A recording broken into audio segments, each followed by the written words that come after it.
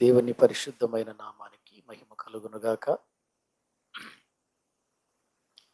ఈ దినమందు దేవుని వాక్యాన్ని వినుటకు వచ్చిన ప్రతి ఒక్కరికి ప్రభువైన యేసుక్రీస్తు నామములో నా వందనాలు తెలియచేస్తూ ఉన్నాను. ప్రభువునందు ప్రియమైన దేవుని వారలారా, ఈ లోకములో క్రైస్తవులంగా మనము జీవించటం అనేటువంటిది ఒక ఉన్నతమైనటువంటి స్థితి అని మనం తెలుసుకోవలసిన వారమై ఉంటున్నాం. క్రైస్తవ జీవితం అనేటువంటిది చాలా విలువైనది. ఇది దేవుడు మనకు అనుగ్రహించినటువంటి ఒక గొప్ప వరము అనే చెప్పాలి. ఎందుకంటే ప్రియులారా, ఒకనాడు దేవుడంటే ఎవరో మనకు తెలియదు. దేవుని గురించిన విషయాలు మనము ఎరుగలేదు. కానీ ప్రభువు మన విషయంలో తీసుకున్నటువంటి శ్రద్ధ, వెదకని వారికి నేను దొరికితిని అన్నట్లుగా నిజంగా ఆయన మనకు దొరకటం, ఆయన యందు మనము విశ్వాసం ఉంచి సాగిపోవటం అనేది ఎంతో గొప్ప విషయం. నిజంగా క్రైస్తవ జీవితం అనేటువంటిది లోకానికి అది ఒక చిన్న విధానంలో కనిపించొచ్చేమో కానీ ప్రభువుని ఎరిగినటువంటి మనకు అది ఎంతో విలువైన జీవితం. ఎందుకంటే అది ఎరిగిన వారికి మాత్రమే అర్థమవుతుంది. అది తెలుసుకున్న వారికి మాత్రమే దాని లోతు తెలుస్తుంది. అలా కాకుండా ఏదో క్రైస్తవ్యము అనగానే ఒక మతంగాను లేకపోతే ఒక కులంగాను చూసేటువంటి విధానములో ఉండేవారికి ఈ విలువైనటువంటి జీవితం తెలియదు. క్రైస్తవ జీవితంలో కులం, మతం, రంగు, భాష, ప్రాంతం ఈ భేదాలేమీ ఉండవు. ఈ భేదాలకు సంబంధించినది కాదు క్రైస్తవ్యం. భూమి మీద మనిషిగా పుట్టిన ప్రతి ఒక్కరికి సంబంధించినదే ఈ క్రైస్తవ్యం. ఇది దేవుని ద్వారా, పరలోకమందున్న తండ్రి ద్వారా ప్రతి మనిషికి ఇవ్వబడినది అని మనము ప్రియులారా మొదటిగా తెలుసుకోవలసిన వారమై ఉంటున్నాం. ఈ రాత్రి వేళ మనము దేవుని వాక్యములోనికి వెళదాం. ప్రార్థన చేసుకొని వాక్యమును ప్రియులారా మనము ధ్యానం చేద్దాం. పరిశుద్ధుడవైన మా ప్రియ పరలోకపు తండ్రి, మీ శ్రేష్టమైన, ఘనమైన, ఉన్నతమైన నామానికి స్తోత్రములు చెల్లిస్తూ ఉన్నాం. నీ మహాప్రేమను బట్టి, నీ ఉన్నతమైన కృపను బట్టి ఈ రీతిగా మీ సన్నిధానములో చేరి మిమ్మల్ని స్తుతించటానికి, ఘనపరచటానికి మీరిచ్చిన ఈ గొప్ప అవకాశమును బట్టి మీకు స్తోత్రములు చెల్లిస్తూ ఉన్నాం. ఈ రాత్రి వేళ మీ వాక్యములో నుండి కొన్ని విషయాలు మేము నేర్చుకోవాలని ఆశ కలిగి మీ ఎదుట కూర్చున్నాము తండ్రి. మీ మాటల ద్వారా మమ్మలను మీరు జ్ఞాపకం చేసుకొని బలపరచమని ప్రార్థన చేస్తూ ఉన్నాం.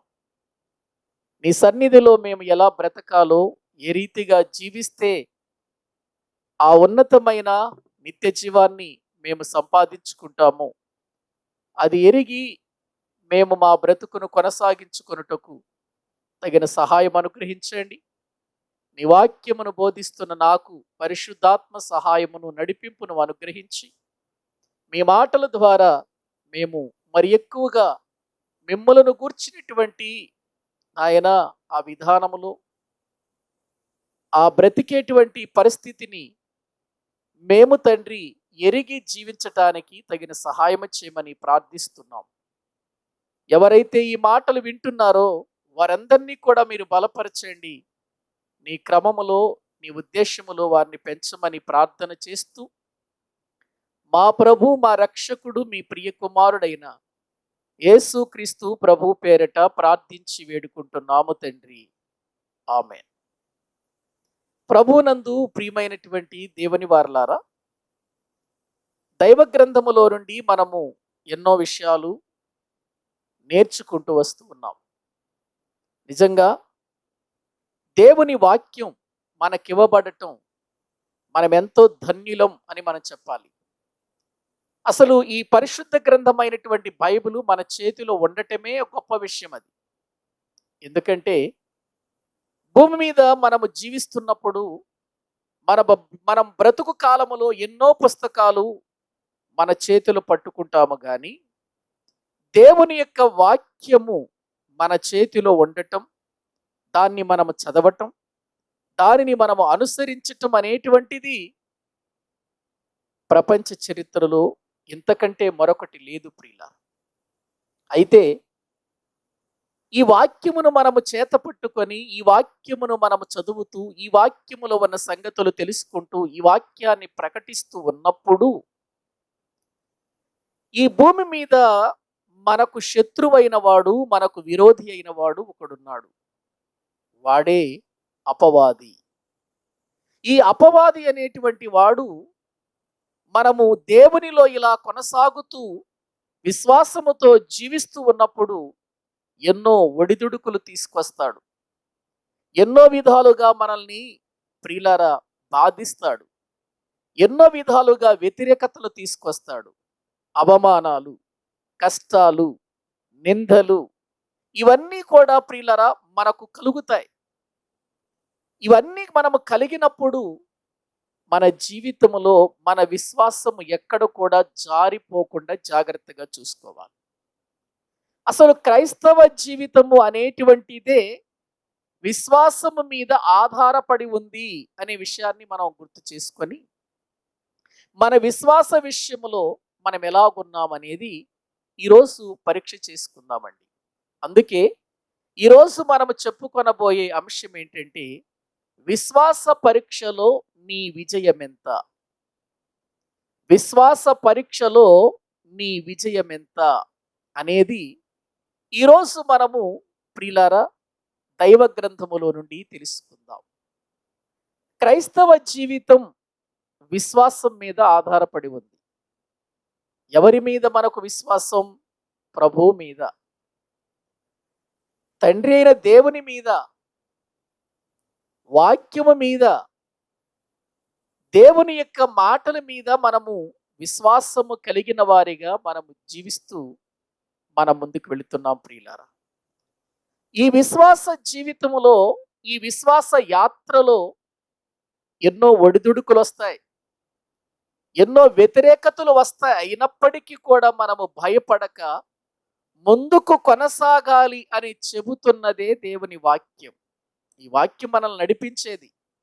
విశ్వాసములో మనం బలహీనులమైపోతున్నప్పుడు బలహీనులము కాకుండా విశ్వాసములో బలవంతులముగా మనము జీవించగలుగునట్లు మనకు ఎన్నో రీతులుగా ఎంతో మంది భక్తుల జీవితాల ద్వారా పాఠాలు నేర్పిస్తున్నది దేవుని యొక్క వాక్యం. ప్రియులారా, విశ్వాసములో పరీక్ష అనేది తప్పనిసరిగా ఉంటుంది. విశ్వాసములో పరీక్ష అనేది లేకపోతే ఆ విశ్వాసము సరైనటువంటిది కాదు అనేటువంటిది ముందు మనం నమ్మాలి. విశ్వాసమే మనకు లేనప్పుడు, విశ్వాసమే మన జీవితంలో ప్రియులారా మరి దొరకనప్పుడు, ఆ విశ్వాసము లేక ఆ యొక్క లోటు కలిగినటువంటి ఆ విశ్వాసము అది కేవలం తుచ్చమైనది. అది ఎందుకు ఉపయోగపడదు?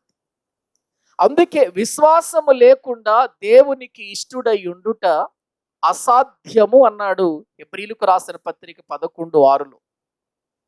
అంటే క్రైస్తవ జీవితం అంతా కూడా దేని మీద ఆధారపడి ఉందంటే విశ్వాసం మీద ఆధారపడి ఉంది. అయితే ఈ విశ్వాసములో మనము ఎదగాలి, ఈ విశ్వాసములో మనము ఫలించాలి, ఈ విశ్వాసములో దినదినము కూడా మనము అభివృద్ధి చెందాలి, పరిపూర్ణతలోనికి మన జీవితాన్ని నడిపించుకోవాలి. చాలాసార్లు మనం విశ్వాస విషయంలో ఇటువంటి వర్ధిల్లత అనేటువంటిది మన జీవితంలో జరగాలి అనేటువంటి విషయాన్ని మర్చిపోయి ఇక ప్రభువుని నమ్ముకున్నాం, ప్రభు దగ్గరికి వెళుతున్నాం, మనము దేవుని యందు విశ్వాసం ఉంచాము చాలు అని అనుకుంటున్నాం, కానీ దాన్ని వృద్ధి చేసుకోవటం అనేటువంటిది ఏంటో మనకు తెలియటం లేదు. మనం విశ్వాసాన్ని వృద్ధి చేసుకోవాలి అనే విషయం ఒకవేళ తెలిసినప్పుడు, లేక అది ఎరిగినప్పుడు, ఈ విశ్వాస జీవితములో పరీక్ష కూడా ఉంటుంది, పరీక్షలుంటాయి. ఈ విశ్వాస పరీక్షలో మనము ఎంత సంపాదిస్తున్నాం, మన మార్కులు ఎన్ని, 100కి మనకు దేవుడు ఎన్ని మార్కులు వేస్తాడు? ప్రియులారా, మన మార్కులను బట్టి మన విశ్వాస జీవితంలో మన యొక్క విధానం ఏంటో తెలుస్తుంది. ఎంతగా మనం విశ్వాసములో అభివృద్ధి చెందామో, ఎంతగా మనము విశ్వాస జీవితంలో ముందుకు వెళుతున్నామో మనకు అర్థమవుతుంది కేవలం ఈ విశ్వాసాన్ని బట్టి. కాబట్టి ప్రియమైన దేవుని బిడ్డలారా, దేవుని యొక్క పిల్లలమైనటువంటి మనము ఈ లోకములో జీవిస్తున్నప్పుడు, లేక క్రైస్తవులముగా మన విశ్వాసాన్ని కొనసాగిస్తూ ఉన్నప్పుడు, ఈ విశ్వాసములో పరీక్షలుంటాయి అనే సంగతి ఎప్పుడు మర్చిపోకండి. మనకు శ్రమ వచ్చినప్పుడు ఇది విశ్వాసములో పరీక్ష, కష్టం వచ్చినప్పుడు ఇది విశ్వాసములో పరీక్ష, శ్రమలు కలిగినప్పుడు విశ్వాసములో పరీక్షలివి అని మనము గుర్తించాలే తప్ప, మనము ఎక్కడ కూడా బలహీనులము కాకూడదనేది దేవుని వాక్యం మనకు నేర్పిస్తున్నటువంటి విధానం అండి. అందుకే ఈ విశ్వాసము విషయంలో మనము ఎప్పటికప్పుడు పరీక్షించుకుంటూ ఉండాలండి. మనము పరీక్షించుకుంటూ ఉండాలి. అసలు విశ్వాసములో ఉన్నామా, విశ్వాసములో ఎదుగుతున్నామా, విశ్వాసంలో ఎక్కడైనా బలహీనులం అయిపోయామా, మనం పరీక్షించుకుంటూ ఉండాలి. అందుకే కొరింథీయులకు రాసినటువంటి 2వ పత్రికలో ఒక మాట అంటాడు చూడండి ప్రియులారా. కొరింథీయులకు రాసినటువంటి 2వ పత్రిక 13వ అధ్యాయము, కొరింథీయులకు రాసిన 2వ పత్రిక 13వ అధ్యాయము 5వ వచనాన్ని మనము చదువుకుందాం. 5వ వచనం, మీరు విశ్వాసము గలవారై ఉన్నారో లేదో మిమ్మును మీరే పరీక్షించుకొనుడి, శోధించుకొని చూచుకొనుడి అన్నాడు ప్రియులారా. మిమ్మును మీరే పరీక్షించుకొనుడి. అపోస్తుడైనటువంటి పౌలు కొరింథీ సంఘానికి 2వసారి ఉత్తరం రాస్తూ వారికి ఒక సంగతి తెలియచేస్తున్నాడు. కొరింథీ సంఘస్థులారా, నిజంగా మేము విశ్వాసులము, మేము దేవునిలో కొనసాగుతున్నాం, దేవుని సంగతులు మాకు తెలుసు అని మీరు అనుకుంటున్నారు. మంచిదే, మీరు కొనసాగాలి, దేవునిలో మీరు బలపడాలి, దేవునిలో మీరు నమ్మకస్తులుగా జీవించాలి, విభేదాలు లేకుండా బ్రతకాలి అనేది ఇదిగో నా ఉద్దేశం. ఎందుకంటే మొదటి పత్రిక రాసే టయానికి మీలో ఎన్నో లోపాలు కనబడ్డాయి, మీలో ఎన్నో బలహీనతలు కనబడ్డాయి. కాబట్టి ఇప్పటికైనా మీ యొక్క జీవితాలలో, మీ బ్రతుకులలో మీరు విశ్వాసము కలిగిన వారై ఉన్నారో లేదో అని మిమ్మును మీరే శోధించుకోండి. నా విశ్వాసం ఎలా ఉంది? రక్షణ పొందినటువంటి మొదటి దినాలలో ఉన్నంత విశ్వాసం ఉందా? పెరిగిందా? తగ్గిపోయిందా?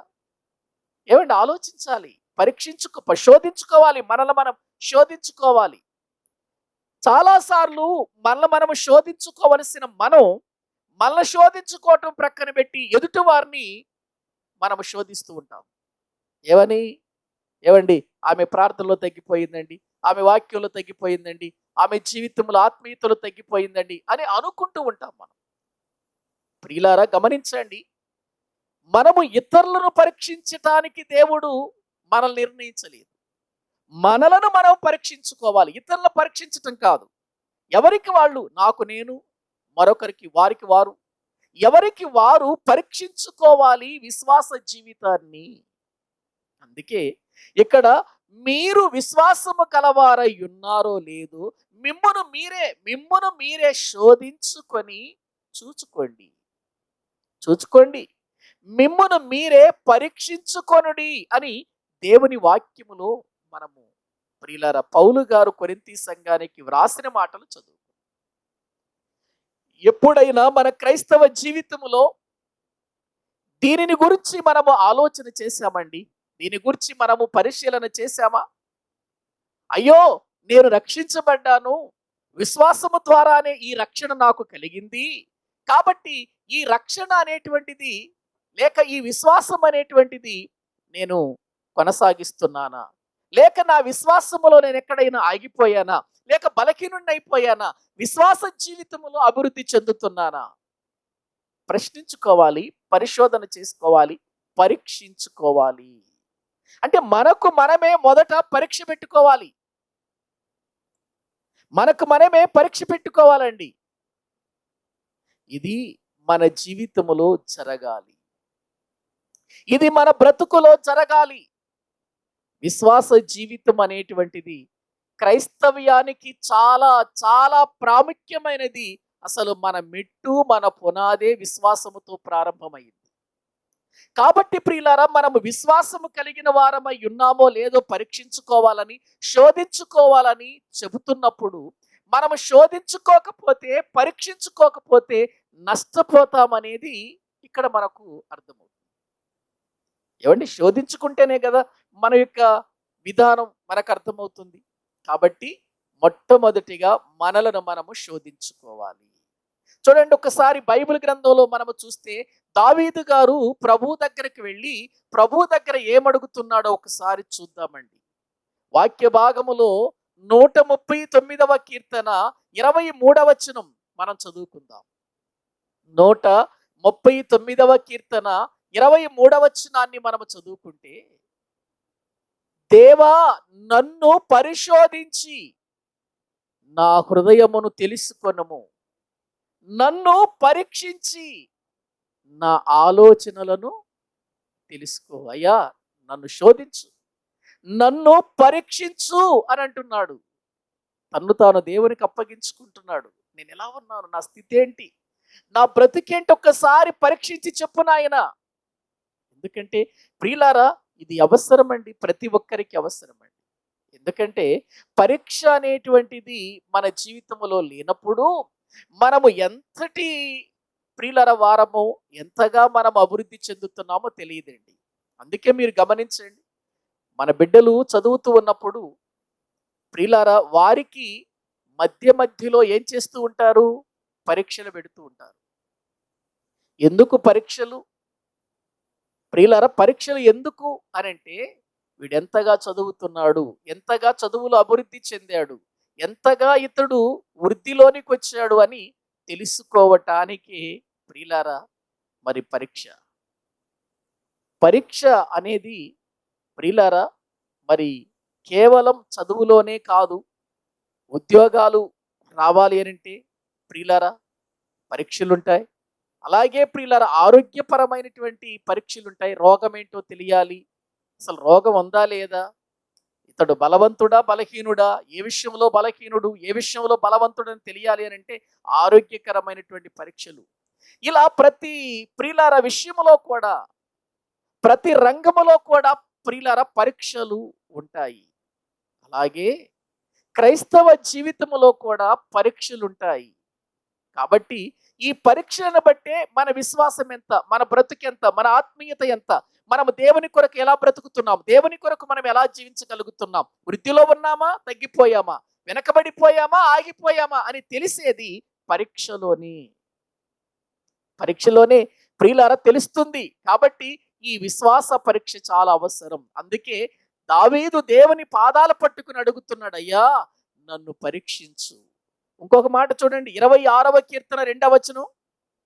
బైబిల్ గ్రంథములో మనము చూస్తే కీర్తనల గ్రంథము 26వ కీర్తన 2వ వచనాన్ని మనము చదువుకుందాం. యెహోవా నన్ను పరిశీలించుము, నన్ను పరీక్షించుము. వాక్య భాగములో మనము చూస్తున్నాము, నా అంతరింద్రియములను, నా హృదయమును పరిశోధించుము. యెహోవా నన్ను పరీక్షించు, నన్ను పరిశోధించు. కోరుకుంటున్నాడు, నాకు పరీక్ష కావాలయ్యా, కోరుకుంటున్నాడు. పరీక్ష కావాలని ఎవరు కోరుకుంటారండి? ఏవండి, ఈరోజు నా ప్రియమైన దేవుని పిల్లలారా, మరి ఈ కరోనా వైరస్ను బట్టి పరిస్థితులు బాగుండలేదు. కాబట్టి మరి మన యొక్క రాష్ట్రంలో, మన దేశంలో ప్రియులారా ఈ విద్య విషయంలో పిల్లలకు ఎగ్జామ్స్ పెట్టాలా వద్దా? అనేటువంటి ఆలోచనలో ప్రభుత్వం ఉండిపోయింది. మరి ఇటువంటి పరిస్థితులలో చదువుకునే వారేమో పరీక్ష పెడితే బాగుంటుంది. ఎందుకంటే నా టాలెంట్ ఏంటో తెలియాలి కదా, నాకు వచ్చేటువంటి గ్రేడ్ ఏంటో తెలుసుకోవాలి కదా, నేను బాగా మంచి గ్రేడ్ సంపాదించాలి కదా అని ప్రియులారా సంతోషపడుతూ పరీక్షలు కావాలి అని అంటారు.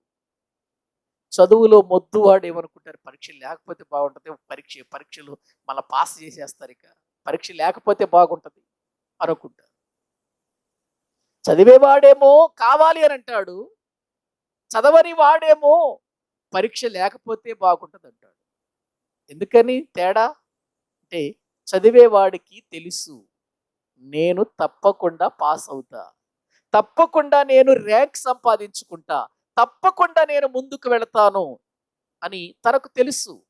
చదవని వాడికి తెలుసు, చదవని వాడికి కూడా తన సంగతి తెలుసు, నేను చదవటం లేదు, సరిగా నాకు అర్థం కానటువంటి పరిస్థితి, కాబట్టి నాకు దాని మీద ఇంట్రెస్ట్ లేదు, పరీక్ష లేకపోతే బాగుంటుంది, పరీక్ష లేకపోతే చక్కగా గవర్నమెంట్ నన్ను పాస్ చేసేస్తుంది అనేటువంటి ఆలోచనలతో ఉండిపోతారు. ప్రియులారా, అలాగే దేవుని యొక్క సన్నిధిలో ఎదగాలి అనుకునేవాడు, దేవుని నుండి గొప్ప మార్కులు సంపాదించాలి అనుకున్నవాడు, దేవుని నుండి నేను గొప్ప ఫలితాన్ని చూడాలి అని అనుకునేవాడు విశ్వాసములో పరీక్షలు కావాలని కోరుకుంటాడు. ప్రియులారా, విశ్వాసములో బలహీనుడైన వాడు, అమ్మో పరీక్ష లేకుండా నేను ముందుకు వెళితే బాగుంటుంది, అసలు ఎగ్జామ్ లేకుండానే నేను పాస్ అయితే బాగుంటుంది అని అనుకుంటాడు. ఎందుకంటే బలహీనుడు కదా. కాబట్టి ప్రియులారా, విశ్వాస జీవితములో బలహీనులముగా మనం ఉండకూడదు, బలహీనులముగా ఉండకూడదు. మన విశ్వాసము వృద్ధి చెందాలి అని అంటే మనకు మనం ఎప్పటికీ పరీక్షించుకోవాలి. దేవుని దగ్గరికి వెళ్ళయ్యా, నేను ఎలా ఉన్నాను, నా జీవితం ఎలాగుంది, ఆత్మీయ స్థితిలో నేను ఎలాగున్నాను, ప్రార్థన జీవితంలో ఎలాగున్నాను, వాక్య జీవితంలో ఎలాగున్నాను, ప్రవర్తనలో ఎలాగున్నాను, ఆలోచనలు ఎలాగున్నాను, తలంపుల్లో ఎలాగున్నాను, ఎలా నడుచుకుంటున్నాను నేను. ఎప్పటికప్పుడు మన వాక్యం దగ్గర పెట్టుకొని సరి చేసుకుంటూ జాగ్రత్త పడుతూ ఉండవలసిన వారమై ఉన్నాం. దావీదు ఒక రాజు అయి ఉండి, ఒక ఉన్నతమైన స్థానములో కూడా ఉండి, అతడు ఏమంటున్నాడు అనంటే, యెహోవా దేవా నన్ను పరిశీలించు, నన్ను పరీక్షించు, నాకు పరీక్ష పెట్టు అని అడుగుతున్నాడు. ఎందుకంటే ఒకవేళ దావీదుకు దేవుడు పరీక్ష పెడితే అతని యొక్క ర్యాంక్ అతనికి ప్రియులారా తెలుసు, దేవుడు నేను ర్యాంకులో ఉంటానన్న సంగతి. మరి మనకుందా ఆ విశ్వాసం, మనకుందా జీవితం? ప్రియులారా గమనించండి ప్రియులారా, ఎందుకంటే దేవుని యొక్క వాక్యాన్ని గనుక మనము చూడగలిగితే ప్రియులారా, విశ్వాస విషయములో ప్రియులారా కొంత కష్టం ఉంటుంది, కొంత బాధ ఉంటుంది, ఉండదు. చూడండి, ఎగ్జామ్స్ రాగానే పిల్లలందరూ కూడా ఉదయాన్నే 4 గంటలకి లేచి చదవటం ప్రారంభిస్తారు. ఏమండి, ఎగ్జామ్ సెంటర్కి వెళ్ళేటప్పుడు కొంతమందిని ప్రియులారా మనం చూస్తే ఆటోలో కూర్చొని చదువుతారు, బస్సులో కూర్చొని చదువుతారు, ప్రియులారా మరి వెహికల్ మీద, బండి మీద వెళుతూ చదువుతూ ఉంటారు. ఎందుకు? పాస్ అవ్వాలి, పాస్ అవ్వాలి, పాస్ అవ్వాలి చదువుతూ. ఆ విధానం ఎగ్జామ్ రాసేటువంటి వాడికి అవసరం. అలాగే క్రైస్తవ జీవితంలో కూడా మన విశ్వాస యాత్రలో మనం ఎలాగున్నాం, ఏ రీతిగా ఉన్నాం, ఎగ్జాములో మనం ఏ రీతిగా ముందుకు వెళ్ళగలుగుతాం. ఇదిగో కొంచెం కష్టం అనిపించవచ్చు, బాధ అనిపించవచ్చు, కొన్నిసార్లు నిద్ర మానేసేయాలి. ఎందుకంటే ప్రియులారా, ఆ ఎగ్జామ్ రాయటానికి అక్కడ ఏమి క్వశ్చన్స్ వస్తాయో, అక్కడ ఏ విధమైనటువంటి ప్రశ్నలకు సమాధానం నేను రాయాలో అన్నీ వెతుకుతూ ఉంటాం. ప్రియులారా, నిద్రాహారాలు మానేస్తాం. రాత్రి 10 గంటలకు 11 గంటల వరకు చదివే వాళ్ళు ఉంటారు, మళ్ళీ ఉదయాన్నే 4 గంటలు లేచి చదివే వాళ్ళు ఉంటారు. ఇలా ప్రయాసపడుతుంటారు. కొంచెం కష్టమే, ఎందుకంటే ఎగ్జామ్లో పాస్ అవ్వాలంటే కష్టం. అందుకే బైబిల్ గ్రంథములో కూడా ప్రియులారా, మన విశ్వాస జీవితములో మనము బలవంతులము కావాలి అని అంటే తప్పనిసరిగా కొంచెం కష్టం ఉంటుంది, ఇబ్బంది ఉంటుందండి. అందుకే యెషయా గ్రంథములో 48వ అధ్యాయం 10వ వచనాన్ని మనము చూస్తే, యెషయా గ్రంథము 48వ అధ్యాయము, యెషయా గ్రంథము 48వ అధ్యాయము 10వ వచనాన్ని మనము చూసినట్లయితే వ్రాయబడిన మాటలు చూడండి, అక్కడ ఏమన్నా, 48వ అధ్యాయము యెషయా గ్రంథము 48వ అధ్యాయము 10వ వచనాన్ని మనము చదువుకుందాం. నేను నిన్ను పుటము వేసి తిని వెండిని వేసినట్లు కాదు, ఇబ్బంది కొలిమిలో నిన్ను పరీక్షించి తిని. ప్రియులారా, ఇజ్రాయేలుతో దేవుడు మాట్లాడుతున్నాడు. ఇజ్రాయేలు, నేను నిన్ను పుటము వేసి తిని. ఎలాగో తెలుసా? వెండిని వేసినట్లు కాదు, ఇబ్బంది కొలిమిలో నేను నిన్ను పరీక్షించి తిని. నీకు పరీక్ష పెట్టే, ఇబ్బంది కొలిమిలో పరీక్ష ఇది. చూసారా అండి? విశ్వాస జీవితములో ప్రియులారా, పరీక్ష ఇబ్బంది కొలిమి. అమ్మో, కొలిమి అంటేనే అసలు భయం కదండి. కొలిమి అంటే ఏంటి?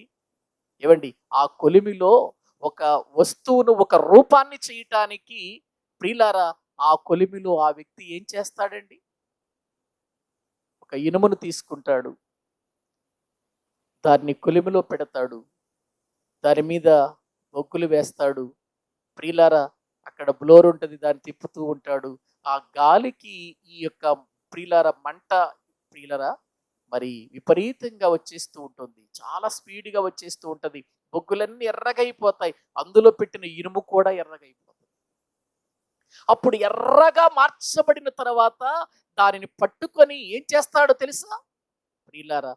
సమ్మెటతో దాని ఆకారము వచ్చేంత వరకు కూడా కొడుతూ ఉంటాడు. మళ్ళీ పెడతాడు, మళ్ళీ తీస్తాడు, మళ్ళీ కొడతాడు, మళ్ళీ పెడతాడు ఆ కొలిమిలో, మళ్ళీ తీస్తాడు, మళ్ళీ దాన్ని కొడతాడు. ఆకారము వచ్చేంత వరకు దాన్ని ఏం చేస్తూ ఉంటాడు? కొడుతూనే ఉంటాడు. పూర్తిగా ఆకారం వచ్చిన తరువాత అప్పుడు దీనికి ఆకారం వచ్చింది, ఇది ఈ రూపంలోనికి వచ్చింది అని దాన్ని ప్రక్కన పెడతాడు. అలాగే దేవుని విషయంలో కూడా మనం ఒక రూపములోనికి రావాలి. మనము క్రీస్తు స్వారూప్యములోనికి మార్చబడాలి. క్రీస్తు స్వారూప్యములోనికి మనం మార్చబడాలి అని అంటే మనము కూడా కొలిమిలో పెట్టబడాలి. ఏవండి, క్రీస్తు స్వారూప్యం అంటే మామూలు విషయం అది? ఏవండి, క్రీస్తు ప్రభు వారి యొక్క శ్రమలలో పాలు పంపులు పొందాలి. ఆయన కష్టాలు, ఆయన పడిన అవమానాలు, ఆయన మీద పడిన నిందలు, ఆయన్ని మాట్లాడినటువంటి మాటలు అన్నిటినీ సహించుకున్నాడు ఆయన. అలాగే మనం కూడా క్రీస్తును మాదిరిగా పెట్టుకోవాలంటాడు బైబిల్ గ్రంథంలో. పౌలు గారు ఏమంటాడు? నేను క్రీస్తును పోలి నడుచుకొనుచున్న ప్రకారం మీరును నన్ను పోలి నడుచుకోండి అని అంటాడు. పౌలు గారు కూడా దానికి విధేయుడైపోయి నేను ఆయన యొక్క శ్రమలలో సహానుభావం కలిగిన వాడనై ఉండునట్లు నాకు కలిగిన సమస్తమును నేను పెంటతో సమానముగా ఎంచుకున్నాను. నేను సమానుడు కావాలి, క్రీస్తుతో సమానుడు కావాలి. ఆయనతో సమానం కావాలంటే ఆయన పొందినటువంటి శ్రమలు పొందాలి. గమనించండి ప్రియులారా, పౌలు గారి యొక్క జీవితంలో అటువంటి పరిస్థితులు అతనికి కలిగాయి. భక్తులైన వారు, అపోస్తులు ఎన్ని విధాలుగా శ్రమ, ఇబ్బంది కొలిమిలో ఉండిపోయారండి. ఆ ఇబ్బంది కొలిమిలో నుండి బయటికి వస్తేనే ఒక ఆకారం వస్తుంది. ఒక ఆకారాన్ని దేవుడు ప్రియులారా చేయగలడు. అలాగే దేవుని పిల్లలమైనటువంటి మనము గుర్తించాలి. ఒక ఆకారం రావటానికి ఒక కొలిమిలో ప్రియులారా ఒక మరి వస్తువు లేకపోతే ఒక పదార్థాన్ని పెట్టి, ఒక ముడి పదార్థాన్ని పెట్టి దాన్ని ఏ విధముగా ఒక రూపములోనికి చేస్తాడో అలాగే మన జీవితంలో కూడా ఆత్మీయ విషయములో ఎదగాలి అనంటే, ఫలించాలి అనంటే, అభివృద్ధి చెందాలి అనంటే, క్రీస్తు ఉన్నటువంటి ఆ స్థానములో మనము కూడా కూర్చోవాలి అనంటే ఆయన శ్రమలలో మనం పాలి భాగస్థులము కావాలి. విశ్వాస జీవితంలో ఈ పరీక్షలు అవసరం అండి. ఈ పరీక్షలు అవసరం. ఇదిగో, మీరు దేవుని గూర్చి గొప్పవారు కావాలని మీకు ఈ పరీక్షలు. ఎందుకంటే ప్రియులారా, పరీక్ష మనకు ఓర్పును పుట్టిస్తుంది అని అంటాడు బైబిల్ గ్రంథంలో.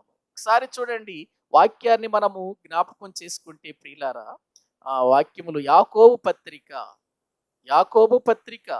1వ అధ్యాయము, యాకోబు పత్రిక 1వ అధ్యాయము 2వ వచనాన్ని గనుక మనము చూడగలిగితే అక్కడ ఏమని వ్రాయబడిందో చూడండి. నా సహోదరులారా, మీ విశ్వాసమునకు కలుగు పరీక్ష ఓర్పును పుట్టించునని ఎరిగి మీరు నానా విధములైన శోధనలలో పడినప్పుడు అది మహా ఆనందమని ఎంచుకొనుడి. చూసారా, యాకోబు గారు మాట్లాడుతూ ఏమంటున్నాడంటే, నా సహోదరులారా, మీ విశ్వాసమునకు కలుగు పరీక్ష ఉందే, ఆ పరీక్షలో మీరు గుర్తించవలసిన విషయం ఏంటంటే అది మీకు ఓర్పును పుట్టిస్తుంది అని ఎరగండి అన్నాడు. ఏం పుట్టిస్తుంది? ఓర్పును పుట్టిస్తుందని ఎరిగి మీరు నానా విధమైనటువంటి శోధనల్లో పడతారే, అప్పుడు అది మహా ఆనందమని ఎంచుకోండి అన్నాడు. ఏవండి, ఇది ఎవరు చేయగలరు చెప్పండి? శోధనలలో పడినప్పుడు మహా ఆనందము అని ఎవరు ఎంచుకోగలుగుతారు? ఎవరు చూడగలుగుతారు? మహా ఆనందంగా ఎవరు ప్రియులారా శోధనలలో మహా ఆనందమని ఆనందపడతారు చెప్పండి? ఈ శోధనలు ఎందుకు వచ్చాయి? ఈ బాధలు ఎందుకు వచ్చాయి? ఈ కష్టాలు ఎందుకు వచ్చాయి? నేను ప్రభు నమ్మటాన్ని బట్టే కదా. నమ్మకుండా ఉంటే బాగుండేది. నమ్మని వారే బాగున్నారు. నమ్మినటువంటి నాకు ఈ కష్టాలేంటి? ప్రభు నమ్మని వారు, ఇష్టం వచ్చినట్లుగా తిరుగుతున్నవారు, ఇష్టం వచ్చినట్లు జీవిస్తున్నవారు, వాళ్ళు బాగానే ఉన్నారు. వాళ్ళు మంచిగానే బ్రతుకుతున్నారు. వారు సుఖంగా ఆనందంగా బ్రతుకుతున్నారు. నేను ప్రభు నమ్ముకున్న నాకు ఈ కష్టాలు వచ్చాయి, ఈ బాధలు వచ్చాయి, ఈ యొక్క శ్రమలు నన్ను వెంటాడుతున్నాయి అని కొన్నిసార్లు మాట్లాడుతూ ఉంటాం. నీకు పరీక్ష అది. ఆ పరీక్ష నీకేం కలిగిస్తుందంటే ఓర్పు పుట్టిస్తుంది.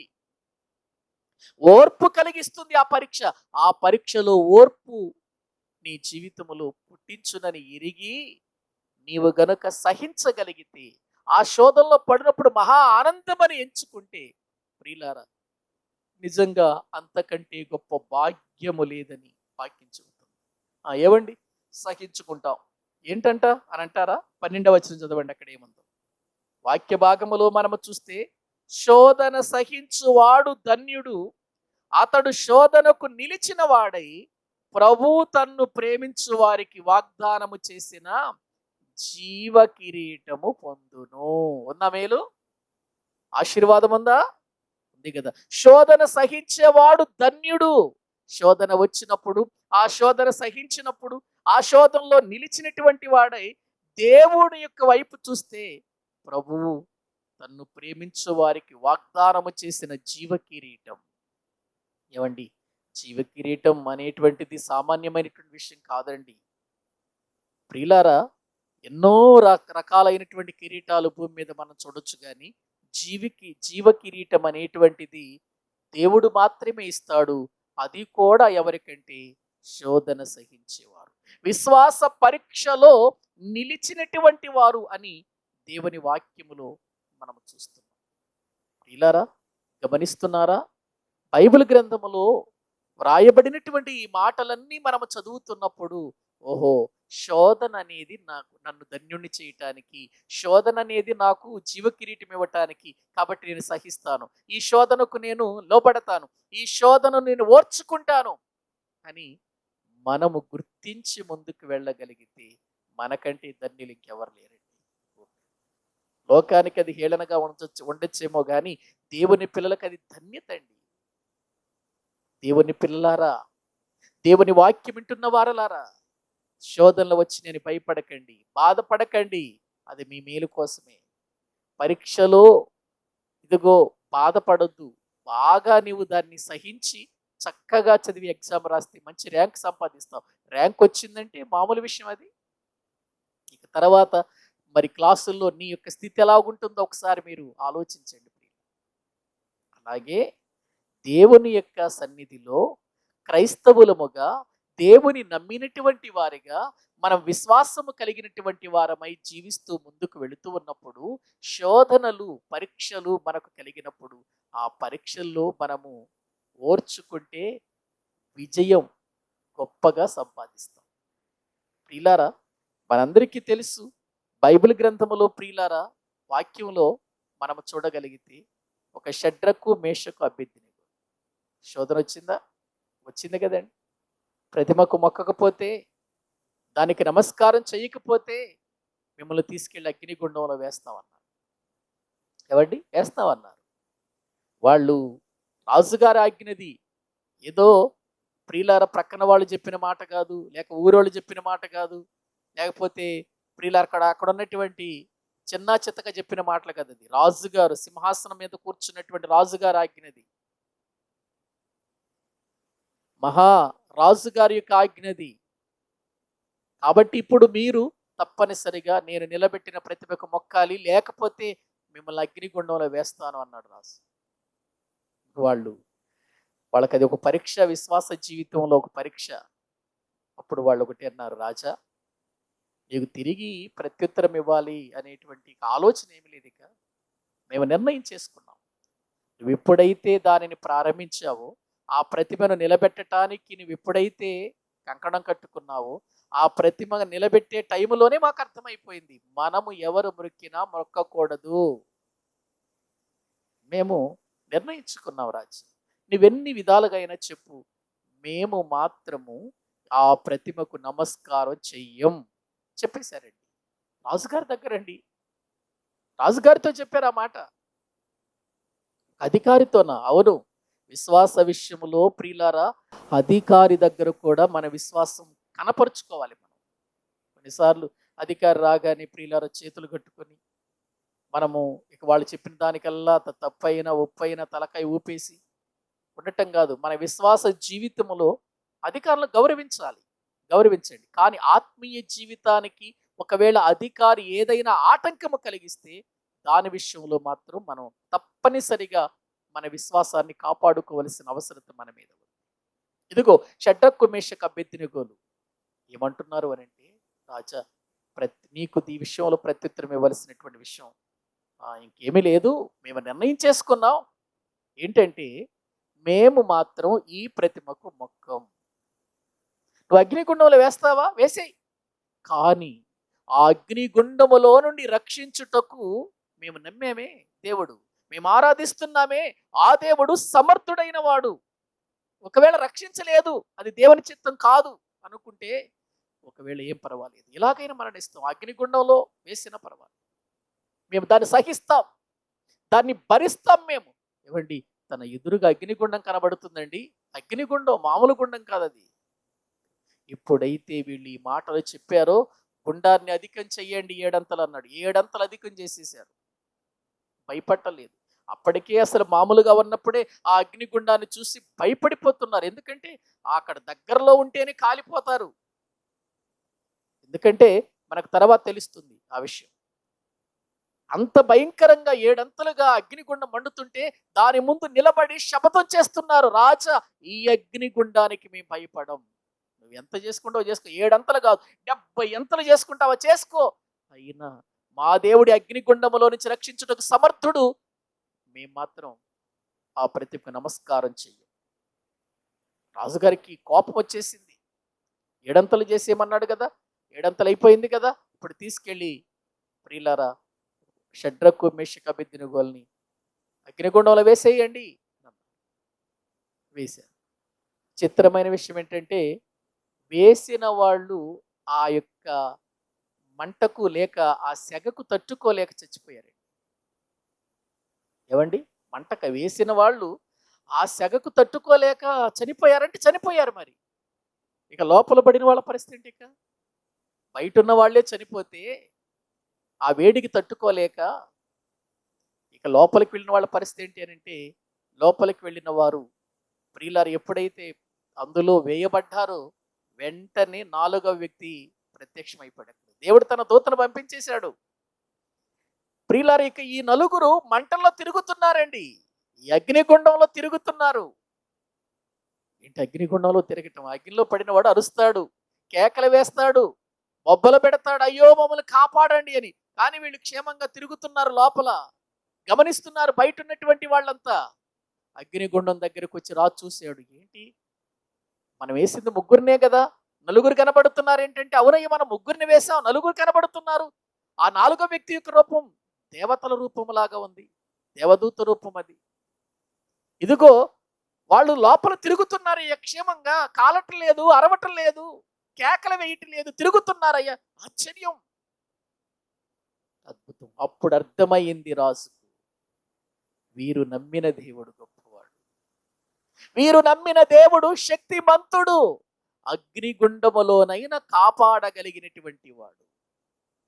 ప్రియులారా, తర్వాత వారి దగ్గరికి వెళ్ళి వారితో చెప్పాడు, జీవము కలిగిన దేవుని సేవకులైనటువంటి షడ్రకు మేషకు అబేద్నెగో అయిన వారులారా, మీరు సేవించుచున్న దేవుడు బయటికి రండి. వచ్చాడు. వచ్చేసారండి, వాళ్ళు 3 బయటకు వచ్చేసారు. ముగ్గురు బయటకు వచ్చిన తర్వాత వాళ్ళు ఏమైనా కాలిపోయారేమో, లేకపోతే ఎక్కడైనా వాళ్ళకి గాయాలైనయేమో, ఎక్కడైనా వారికి సెగ తగిలి ఎక్కడైనా వాళ్ళు మరి గాయపరచబడ్డారు ఎవరని చూస్తే తల వెంట్రుకలు కూడా కనీసం వాసన రాలేదు. కాలిన అసలు ముందు సెక తగిలినప్పుడే, వేడి తగిలినప్పుడే వెంట్రుకలు కాలిపోతాయి. కానీ ఆ అద్భుతం చూడండి ప్రియులారా, దేవుని కాపుదల చూడండి. ఎందుకు వీళ్ళు విజయాన్ని సంపాదించారు విశ్వాసంలో? అగ్నికి భయపడ్డారా? అగ్నిగుండానికి భయపడ్డారా? ఏడంతలు చేసినా భయపడ్డారా? తన కళ్ళ ముందే లేదండి. వారి విశ్వాసాన్ని నిలుపుకున్నారు. వారి విశ్వాసములో వృద్ధి చెందారు. ఎంతగా వృద్ధి చెందారంటే విశ్వాస విషయములో రాజుగారు పెట్టినటువంటి ప్రియులారా ఆ భయంకరమైనటువంటి పరిస్థితిలో కూడా ఏమాత్రం వెనుక తిరుగక, భయపడక, ధైర్యంతో ముందుకు వెళ్ళినట్లుగా మనం చూస్తాం. ఏవండి, ఇప్పుడు మనం ఆలోచన చేస్తే వాళ్ళకు వచ్చినటువంటి శ్రమలలో మనకేమొచ్చినాయి చెప్పండి? ఎప్పుడైనా అగ్నిగుండంలో పడవేస్తాము అని ఎప్పుడైనా మనల్ని అన్నారు? అటువంటి పరిస్థితులు ఏమైనా వచ్చినాయా మనకు అనంటే లేదండి. కానీ విశ్వాస విషయంలో మనం బలహీనమైపోతున్నాం ప్రియులారా. ఎందుకంటే వాళ్ళకు తెలుసు మనం విశ్వాసములో వృద్ధి చెందాలి, మనము దేవుని పిల్లలం, మనము నిత్య జీవం పొందాలి అనంటే, జీవ కిరీటాన్ని పొందాలి అనంటే శోధన సహించాలి. ఆ రీతిగా వారి జీవితాలు ప్రియులారా దేవునికి ప్రీతికరమైనటువంటి వాటి మీద మనసు పెట్టారు. లోక సంబంధమైనటువంటి జీవితం కోసం కాదు, పర సంబంధమైనటువంటి జీవితం కొరకు వారి విశ్వాసాన్ని నిలుపుకున్నారండి. ఇలా మనం యోబును చూడొచ్చు. యోబు జీవితంలో కూడా అన్నీ పోగొట్టుకున్నాడు. ఏవండి, నిజంగా యోబు న్యాయవంతుడు, యథార్థవంతుడు, చెడుతనమని విడిచిపెట్టినవాడు, దేవుని యందు భయభక్తులు కలిగినటువంటి వాడు. ప్రియులర తన పిల్లలు ఎక్కడైనా పాపం చేస్తారేమోనని పాప విషయమై ప్రతిదినము పరిహారం చేయటానికి బలి అర్పిస్తున్నటువంటి వాడు. ఇటువంటి యోబు జీవితంలో ఒక్కసారిగా ఒకటి తర్వాత ఒకటి తన పిల్లలు చనిపోయారు, తన ఆస్తి పోయింది, పనివారు చనిపోయారు, గొర్రెలు చనిపోయాయి, ఎడ్లు చనిపోయాయి. ఏవండి ప్రియులారా, మరి ఇలా సమస్తము పోయినాయి. చివరికి తన శరీరం కూడా ప్రియులారా అనారోగ్యం పాలైపోయింది. నిశ్చేష్టుడైపోయాడు, ఏమీ లేనివాడైపోయాడు. ఒక ఉన్నతమైన స్థానములో ఒక రాజు ఉండవలసినటువంటి విధానంలో బ్రతికిన వాడు, ఒక ధనవంతుడు ఏమీ లేనివాడైపోయాడు. ఏమీ చేతగాని వాడిలాగా అన్నీ పోయింది. ఆరోగ్యం పోయింది, పిల్లలు పోయి, ఆస్తులు పోయాయి, తనకున్న వారంతా దూరం అయిపోయారు. అటువంటి పరిస్థితులలో యోబు ఎంత విశ్వాసము కలిగి ఉన్నాడంటే, యెహోవా ఇచ్చెను, యెహోవా తీసుకొని పోయెను, ఆయన నామమునికి మహిమ కలుగును గాక. విశ్వాస పరీక్షలో వీళ్ళు గెలిచిన గెలుపు మామూలు విషయం కాదండి. విశ్వాస విషయంలో వీళ్ళు పొందినటువంటి ప్రియులారా ఈ విధానం మామూలు విషయం కాదండి. ఆ తర్వాత మనకు దానియేలు కూడా తెలుసు. దానియేలు తీసుకుని వెళ్ళి సింహాల బోర్లు వేశారు. ఎందుకు? ప్రియులారా అతడు ఘనుడుగా రాజు చేశాడు, అతన్ని ఒక ఉన్నతుడిగా చేశాడు. ఏంట్రా బాబు, వీడు ప్రాంతంగాని ప్రాంతానికి వచ్చి మన ప్రాంతంలో వచ్చి మన మీద అధికారం, మన మీద గొప్పవాడైపోయాడు, ఏ విధము చేతనైనా ఇతని మీద నేరం మోపాలి అని అనుకొని వాళ్ళు ప్రియులారా దేవుని విషయంలో ఇతడు వెనుకాడడు. కాబట్టి మనము ఒక శాసనం పుట్టిద్దాం, ఒక నెల దినాల వరకు ఎవరు ఏ దేవుని కూడా ఆరాధించకూడదు, మొక్కకూడదు, పూజింపకూడదు. ఒకవేళ అలా మొక్కితే దేవుని యొక్క ఆజ్ఞను ధిక్కరిస్తే, ఆ రాజు ఆజ్ఞను ధిక్కరిస్తే తప్పనిసరిగా వాడు సింహాల బోన్లో వేయబడాలి. ఇది శాసనం పుట్టించారు వీళ్ళంతా ఏకమై. రాజుగారి ముద్ర వేశారు, తీసుకొచ్చారు, శాసనం పుట్టించారు. ఆ శాసనం ప్రియులారా అంతటా వెళ్ళిపోయింది. ఎన్ని శాసనాలు వచ్చినప్పటికీ కూడా దానియేలు యథాప్రకారంగా తన గదిలోనికి వెళ్ళి యెరూషలేము వైపు కిటికీలు తెరచి ప్రియులారా ముమ్మారు దేవుని స్తుతించుచు ప్రార్థన చేయుచు ఉన్నట్లుగా వాక్యంలో చూస్తున్నాం. తెలుసు, రాజుగారికి తెలుసు దానియేలు యొక్క దేవుడు ఎంత గొప్పవాడు. దానియేలు నమ్మకస్తుడు, ఏ నేరము లేనివాడు, ఏ తప్పు చేయనివాడు, యథార్థమైన జీవితము కలిగిన వాడు, విశ్వాస విషయంలో ఎక్కడ రాజీ పడేవాడు. రాజుగారి దగ్గరకు వచ్చారు. రాజా, మీరు చెప్పిన మాట వినటం లేదు, ఇక్కడ ఒక దానియేలు అనే వ్యక్తి, కాబట్టి ఆ వ్యక్తిని తప్పనిసరిగా సింహాల బోన్లు వేయాలి. రాజుగారు తప్పించాలని ప్రయత్నం చేశాడు, కానీ ప్రియులారా వారందరి యొక్క ఆ విధానాన్ని బట్టి తప్పనిసరిగా దానియేలును ఆ యొక్క భయంకరమైనటువంటి సింహాల బోన్లో వేయవలసి వచ్చింది. ఆ సింహాల బోన్లో వేసినప్పుడు ప్రియులారా, ఆ సింహాల బోనులో పడినటువంటి దానియేలు ఏమాత్రము హాని లేకుండా క్షేమంగా ఉన్నాడు. వచ్చాడు ఉదయకాలమున రాసు వచ్చి, జీవము గల దేవుని సేవకుడు అయిన దానియేలు, నీవు సేవించుచున్న నీ దేవుడే నిన్ను రక్షించగలిగినా అని మాట్లాడి బయటికి రమ్మని, ఎవరైతే అతన్ని సింహాల బోనులు వేశారో వాళ్ళందరిని పట్టుకుని అందులో వేయండి అన్నారు. వాళ్ళని వేసినప్పుడు సింహాలు క్రింద కూడా పడకుండా ఒక్కొక్కడిని ఎముకలతో సహా కొరికేసినాయట, పొడి చేసి తినేసినాయి. దానియేలు ఎందుకు తినలే? ఏమండి ప్రియులారా, విశ్వాస యాత్రలో ప్రియులారా వారు దేవుని మీద ఆధారపడిన వారు, రాజ్యాల మీద కానీ అధికారం మీద కానీ లేకపోతే ప్రియులారా, ఇదిగో విశ్వాస యాత్రలో ఎంతమంది వ్యతిరేకత కలిగినటువంటి వారు, రాజ్యంలో కానివ్వండి లేకపోతే అధికారుల మధ్యలో కానివ్వండి, వారి విశ్వాసాన్ని బలహీనపరచటానికి ఎన్నో విధాలుగా సాతానుడు తన ప్రయత్నాలు చేసినప్పటికీ విశ్వాస జీవితంలో వీళ్ళు గొప్ప స్కోర్ సంపాదించారు, గొప్ప మార్కులు సంపాదించారు. ప్రియులారా గమనించండి, ఈ రీతిగా మనం చెప్పుకుంటూ వెళ్ళిపోతే బైబిల్ గ్రంథములో ఎంతో మంది మనకు కనబడతారు. ఇక ఆ తదుపరి మనం ప్రియులారా మనందరికీ తెలిసిన వ్యక్తి అబ్రహాము జీవితం.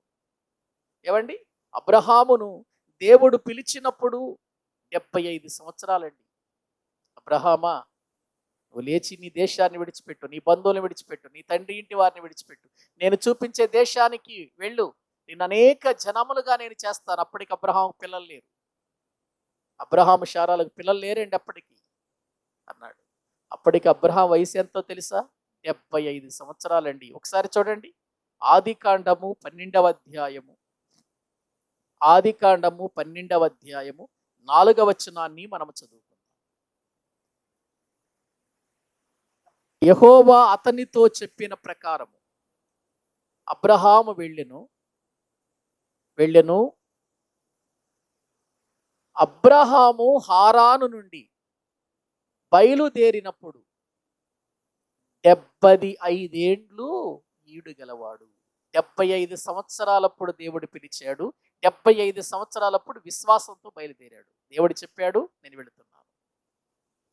ఎక్కడికి వెళ్ళమన్నాడు తెలియదు, ఏ రూట్లో వెళ్ళమన్నాడు తెలియదు, ఏ ప్రాంతానికి వెళ్ళమన్నాడు తెలియదు.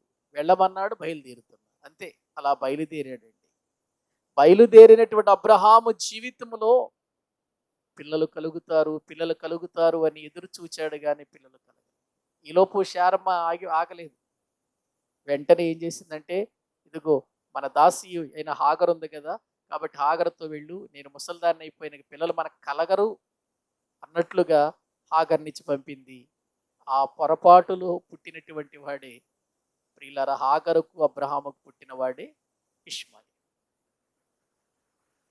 ప్రియులారా, కానీ దేవుడు వాగ్దానం చేశాడు కాబట్టి ఇదిగో వెళుతూ ఉన్నారు, వీళ్ళు ముందు కొనసాగుతూ ఉన్నారు, విశ్వాసముతో వెళుతున్నారు, దేవుని మీద విశ్వాసముతో ముందు కొనసాగుతూ ఉన్నారు. ఇలా వెళుతూ ఉండగా ఇక 15వ అధ్యాయము ప్రియులారా దగ్గరకు వచ్చేసరికి, ఆదికాండం 15వ అధ్యాయం దగ్గరకు వచ్చేసరికి దేవుని వాక్యము ప్రియులారా దర్శనమందు అతని యొద్దకు వచ్చి, అబ్రహామా భయపడొద్దు, ఇదిగో నేను నీకు కుమారుని ఇవ్వబోతున్నాను అని అన్నాడు. ఇంకా ఇచ్చే మాటే చెబుతున్నాడు, కానీ ఎప్పుడు ఇస్తాడో చెప్పట్లా. ఆ మాట చెప్పే సమయానికి అబ్రహాముకు దరిదాపు 80-85 సంవత్సరాల వయసు ప్రియులారా అతనికి ఉందండి. చూడండి, ఇంకా ఆ తర్వాత మళ్ళీ 17వ అధ్యాయములో ప్రభు అతనితో మాట్లాడుతూ, అబ్రహామా, నేను సర్వశక్తి కలిగిన దేవుణ్ణి, నువ్వేం బాధపడొద్దు, మళ్ళీ నీకు పిల్లల్ని ఇస్తాను అని అన్నాడు. కానీ లేదండి, ఇవ్వలేదు. ఇంకా ఇస్తానంటున్నాడు కానీ ఇవ్వలేదు. అప్పటికి అబ్రహాం వయసు 99 సంవత్సరాలు. మళ్ళీ 18వ అధ్యాయంలోకి వచ్చేసరికి, ఆది కాండం 18వ అధ్యాయంలోకి వచ్చేసరికి ప్రియులారా, అబ్రహాముతో దేవుడు చెబుతున్నాడు, అబ్రహామా, ఇదిగో మీదిటికి మళ్ళీ వస్తాను నేనప్పుడు. శారా గర్భవతి, మీదటికి మళ్ళీ ఇంకో సంవత్సరం పెంచేశాడు.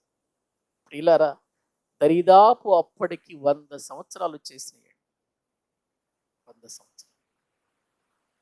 ఎక్కడ కూడా అతడు దేవుడు చెబుతూ ఉన్నప్పుడల్లా విశ్వాసాన్ని పెంచుకుంటూ వచ్చాడండి. దేవుడు మాట్లాడుతున్నప్పుడల్లా విశ్వాసాన్ని పెంచుకుంటూ వచ్చాడు. ఇస్తాడు ఇస్తాడు ఇస్తాడు అనుకుంటూ వచ్చాడు. 100 సంవత్సరాలప్పుడు ఎవరు నమ్ముతారండి? అసలు ఎవరు నమ్ముతారు? ప్రియులారా, గమనించండి.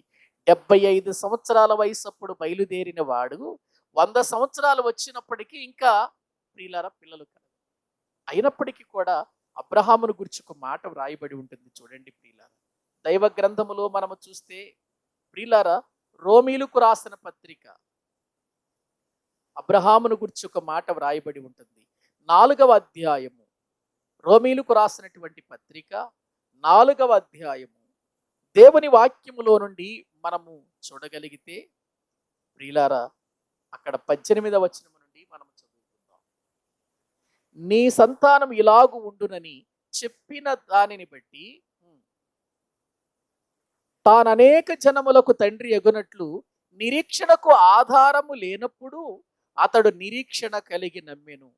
మరియు అతడు విశ్వాసమందు బలహీనుడు కాక రమారమి 100 వయసు గలవాడయుండి అప్పటికి తన శరీరము మృతతుల్యమైనట్టును శారా గర్భమును మృతతుల్యమైనట్టును ఆలోచించును గాని అవిశ్వాసము వలన దేవుని వాగ్దానమును గురించి సందేహించక దేవుని మహిమపరచి ఆయన వాగ్దానము చేసిన దాన్ని నెరవేర్చుటకు సమర్థుడని రూఢిగా విశ్వసించి విశ్వాసము వలన బలం పొందాడు. ఏంటండి ఈ మాట? అబ్రహాము జీవితంలో 75 సంవత్సరాల నుండి 100 సంవత్సరాల వరకు నీకు బిడ్డల్ని ఇస్తాను, నీ కుమారుణ్ణి ఇస్తాను, అతని సంతానం ఆకాశ నక్షత్రాల వలె అవుతుందని చెబుతూ వస్తున్నాడు. ఏమండి, దరిదాపు 100 సంవత్సరాల వయసప్పుడు ప్రియులారా, అబ్రహామునకు ఇస్సాకును దేవుడిచ్చాడు శారా ద్వారా. ఇక్కడ మీరు గమనించండి ప్రియులారా, అబ్రహాము బయలుదేరింది ఎప్పుడు? 75 సంవత్సరాల వయసప్పుడు. వాగ్దానము చేసిందప్పుడు. మరి బిడ్డనిచ్చింది ఎప్పుడు? దరిదాపు 100 సంవత్సరాలప్పుడు. అంటే ఎన్ని సంవత్సరాలు వెయిట్ చేశాడు? 25 సంవత్సరాలు. 25 సంవత్సరాలు తన విశ్వాస జీవితంలో దేవుడు పరీక్షలు పెడుతూనే ఉన్నాడు. ఈ విశ్వాస పరీక్షలో విశ్వాసమందు బలహీనుడు కాక, విశ్వాసం విషయంలో సందేహించక నమ్మాడు. నిజంగా 100కి 100 మార్కులు వచ్చేసాయి. 25 సంవత్సరాల మన జీవితంలో ఏదైనా ఒక కార్యం కోసం ప్రార్థన చేస్తే, ప్రభు వెంటనే దయచేయి నాయన, యేసు నామములో దయచేసే నాయన, వెంటనే ఇచ్చేసేయి నాయన. ప్రియులారా, గమనించండి, దేవుని విషయంలో మనం ఎప్పుడు కూడా తొందరపడకూడదు. నమ్ముట నీ వలనైతే నమ్మువానికి సమస్తము సాధ్యము అన్నాడు. ఆ విశ్వాసాన్ని మనము కాపాడుకోవాలి. మన విశ్వాస జీవితంలో వచ్చేటువంటి ఇవన్నీ కూడా మనకు మేలే తప్ప, ప్రియులారా, ఈ శోధనలన్నీ కూడా మన యొక్క జీవితానికి ఒక గొప్ప బహుమానము ఇవ్వటం కోసమే తప్ప, ఇదిగో దేవుడు కావాలని మనల్ని శోధించడండి. పరీక్షలు ఇవన్నీ, ఈ పరీక్షల్లో మనము నెగ్గాలి అని దేవుడు. సరే, బిడ్డనిచ్చాడు కదా, అబ్రహాముకు బిడ్డనిచ్చాడు, ఆనందపడిపోతున్నారు, సంతోషపడుతుంటే మళ్ళీ ఆది కాండం 22వ అధ్యాయంలోకి వచ్చేసరికి అబ్రహామును దేవుడు ప్రియులారా పరిశోధించి అతన్ని ఏం చేశాడో మళ్ళీ పరీక్ష పెట్టాడు. పుట్టిన తర్వాత, ఇస్సాకు పుట్టిన తర్వాత కూడా, నీకు ఒక్కడయ్యున్నా నీవు ప్రేమించు, నీ కుమారుడైన ఇస్సాకును తీసుకుని వెళ్ళి మోరియా పర్వతాలలో ఒక పర్వతం మీద నాకు బలి చేయన్నాడు. అసలు అది మరీ భయంకరమైనటువంటి విషయం కదండి. అది వినటానికే ప్రియులారా ఒళ్ళంతా కూడా గగురుపాటు పొడిచేటువంటి విధానం. ఏమండి, లేక 25 సంవత్సరాల వయసు తర్వాత పుడితే 25 సంవత్సరాలు వెయిట్ చేయగా విశ్వాసం మంచగా పుడితే మళ్ళీ ఇప్పుడు ఆ బిడ్డ విషయంలో మళ్ళీ తీసుకెళ్లి మోరియా పర్వతం మీద బలి చేయి అంటున్నాడు. తట్టుకునే విషయమేనది. నిజంగా అది ఊహించటానికి ప్రియులారా అది చాలా బాధాకరంగా ఉందండి. తీసుకెళ్ళిపోయాడు అంతే. తీసుకెళ్ళిపోయాడు. బలిపీఠం కట్టాడు, బలిపీఠం మీద పడుకోబెట్టాడు, కత్తి ఎత్తాడు వేసేయటానికి.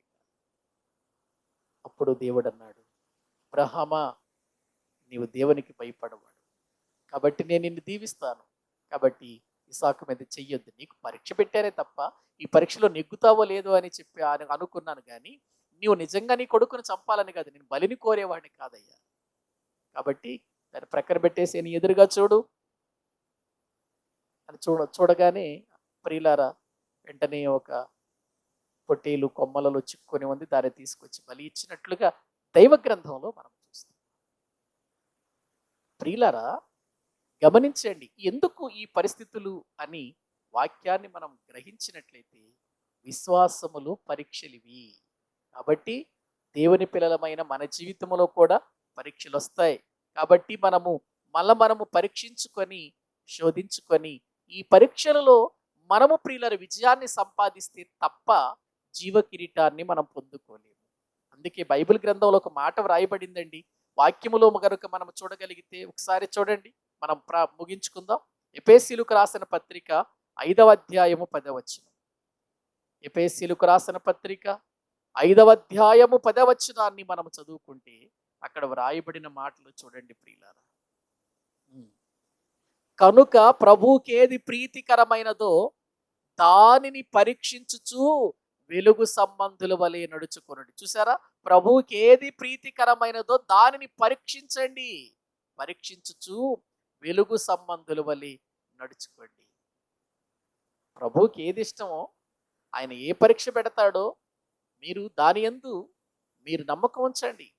ఇదిగో వెలుగు సంబంధుల వలె నడుచుకోండి, ప్రభువుకు ప్రీతికరమైన దాన్ని పరీక్షించుకోండి అని మాట్లాడుతున్నాడు.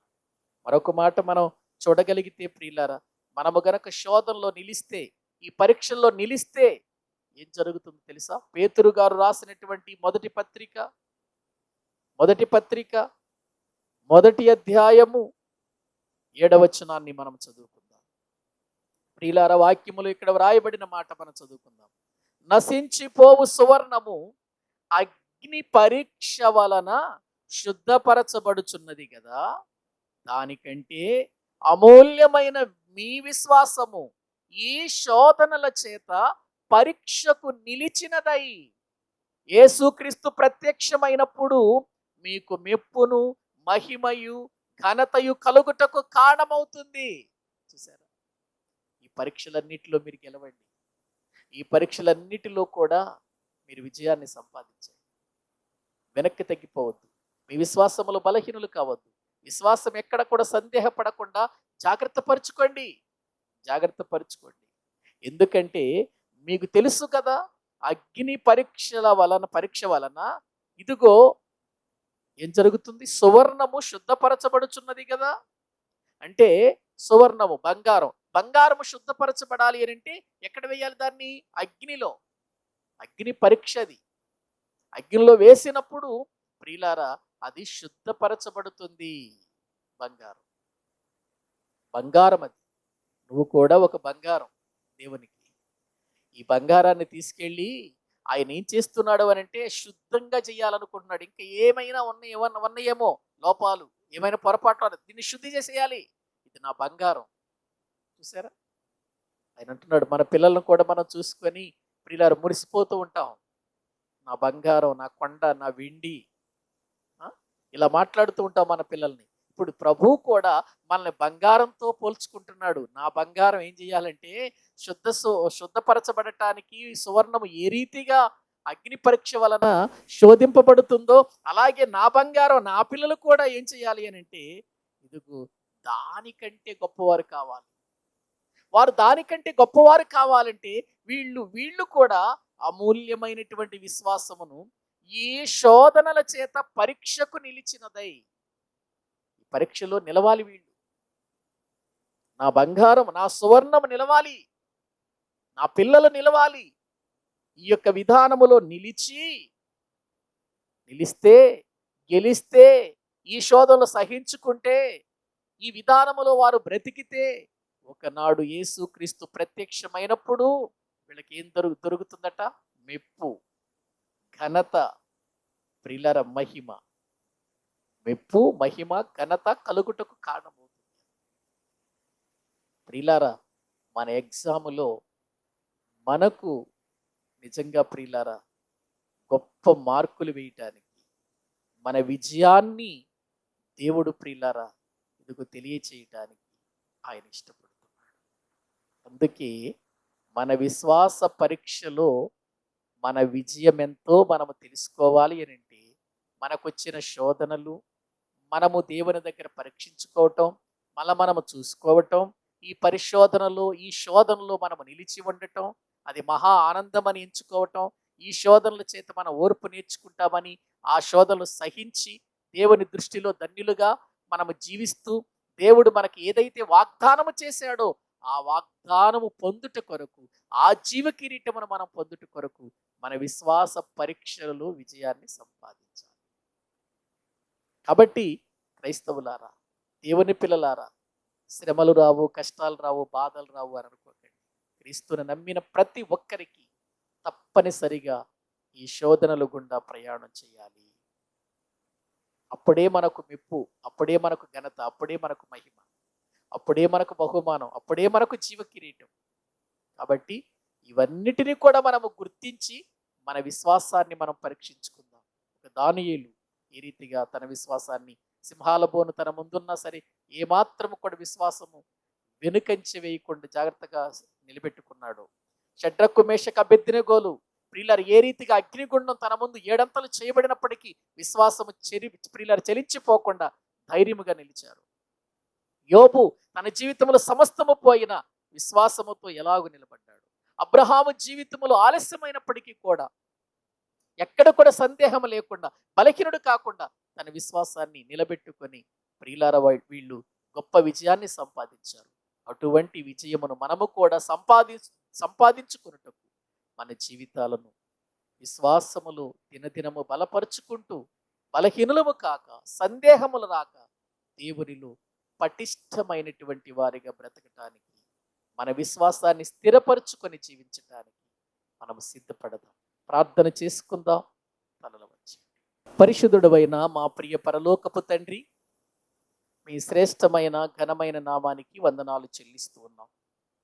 నీ మహాప్రేమను బట్టి, నీ ఉన్నతమైన కృపను బట్టి మా విశ్వాస యాత్రలో మేము ఎటువంటి విధానములు బ్రతకాలో, ఏ రీతిగా ఉంటే మేము విజయాన్ని సంపాదిస్తామో మీ వాక్యముల నుండి మాకు బోధించారు తండ్రి.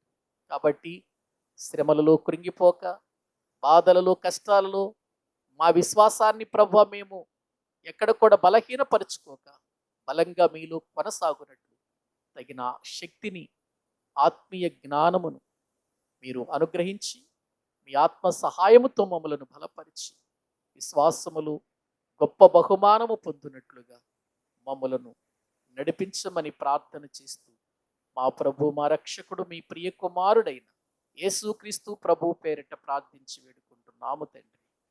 ఆమేన్. అందరికీ